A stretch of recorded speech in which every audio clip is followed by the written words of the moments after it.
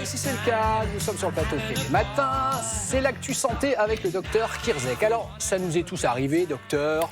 C'est arrivé à l'ancien Premier ministre, M. Castex. Où sont mes lunettes? Elles étaient sur le bout du nez. Où sont mes clés? Bon, ces petits oublis du quotidien, est-ce qu'il faut s'en inquiéter? C'est la chronique de ce matin. On voit bien ce qu'il y a derrière. Derrière ces petits oublis du quotidien, on se dit ça y est, c'est mon cerveau qui me lâche, c'est la porte d'entrée vers la maladie d'Alzheimer. En fait, c'est des bugs passagers, ces trous de mémoire, parce que c'est des trous de mémoire liés. Alors, nous, on appelle ça des déficits de l'attention soutenue. C'est plus un trouble de l'attention qu'un trouble véritablement de la mémoire. Il y a Figaro qui fait un peu le point sur ses souvenirs oubliés. Alors, nous, on appelle ça déficit de l'attention soutenue parce qu'on voit bien que derrière, c'est un peu plus compliqué qu'un problème neurologique. En fait, notre cerveau, on assimile souvent ça à un disque dur.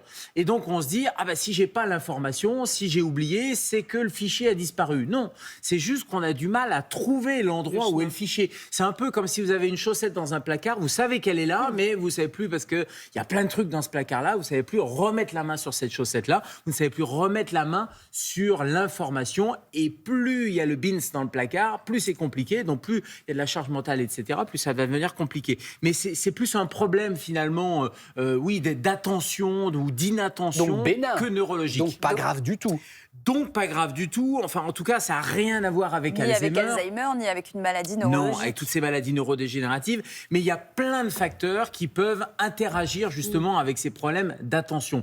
Premier facteur, la surcharge mentale. On pense à tellement de trucs dans la journée, on est surchargé par le boulot, à la maison, etc. Donc on voit bien que l'attention, le focus de l'attention sur cette chose particulière, ça peut être un peu dispersé. Le manque de sommeil, notre cerveau, il a besoin pour encoder les informations et pour les retrouver. Pour la mémoire, on parle d'encodage, pour aller ranger l'information et puis après pour aller chercher l'information. Le manque de sommeil, on le dit, apprends ta leçon le soir, ça permet quand tu dors bien de fixer les choses. Quand on dort moins bien, on fixe moins bien les choses et on les récupère moins bien, ces informations. Des carences en vitamines, par exemple, une mauvaise alimentation, trop de sucre, trop de graisse, ça peut jouer sur la mémoire. Et puis les effets secondaires de certains médicaments. Il y a plein de médicaments et surtout si vous avez eu un nouveau traitement et puis que vous avez des petits troubles de la mémoire, faut penser à faire le lien entre les deux et c'est pas toujours évident.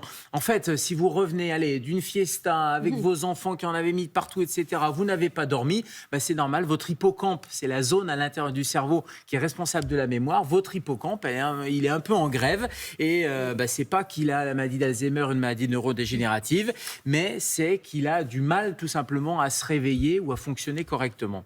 L'hippocampe peut être en grève illimitée parce que parfois ça dure un peu. Allez-y, pardon. Non, mais pas de souci. Je disais, donc ça, c'est pas grave, mais est-ce qu'il y a un signal d'alarme, par exemple, et face auquel on se dit, là, j'ai un problème?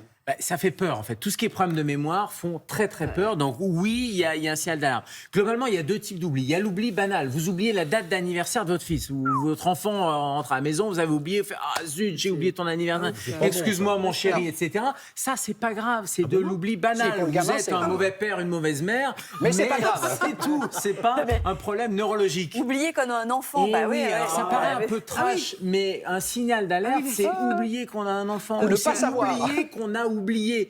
Et c'est souvent l'adage un peu des neurologues, en fait. Le malade d'Alzheimer, il n'oublie pas qu'il a perdu ses clés, qu'on a perdu les clés. Mais il oublie à quoi servent les clés. Et on voit bien que là, ça doit vraiment être un signal d'alarme. Alors, signal d'alarme, quand le malade d'Alzheimer ou le début d'une maladie neurodégénérative, il ne se rend même pas compte des choses. En revanche, l'entourage va se rendre compte des choses. Donc, il y a des petits signes comme ça qui doivent vraiment vous amener à consulter ou à faire consulter. Quand la vie quotidienne est perturbée, c'est pas juste la bagnole, on a oublié où elle est garée, etc. Mais c'est les fonctions quotidiennes. Quand il y a besoin de quelqu'un pour vous orienter, pour faire les choses, on voit bien qu'on est... Vous savez, il y a le bouquin d'un célèbre neurologue qui s'appelle « L'homme qui prenait sa femme pour un chapeau ». En fait, c'est des inversions neurologiques. Il n'arrivait plus à reconnaître les visages. Il prenait quelqu'un pour un objet. Ou quand il y a des antécédents familiaux de troubles cognitifs, de maladies d'Alzheimer, de maladies neurodégénératives, même si c'est pas héréditaire au sens strict du terme, il y a quelques facteurs un peu génétiques. Bref, on consulte son médecin traitant, pas de panique. Et sinon, il y a la Fédération des centres mémoire. Vous pouvez aller voir, il y a plein de centres mémoire. Vous pouvez prendre rendez-vous, mais vraiment, le premier point de contact, c'est le médecin traitant. Merci, docteur.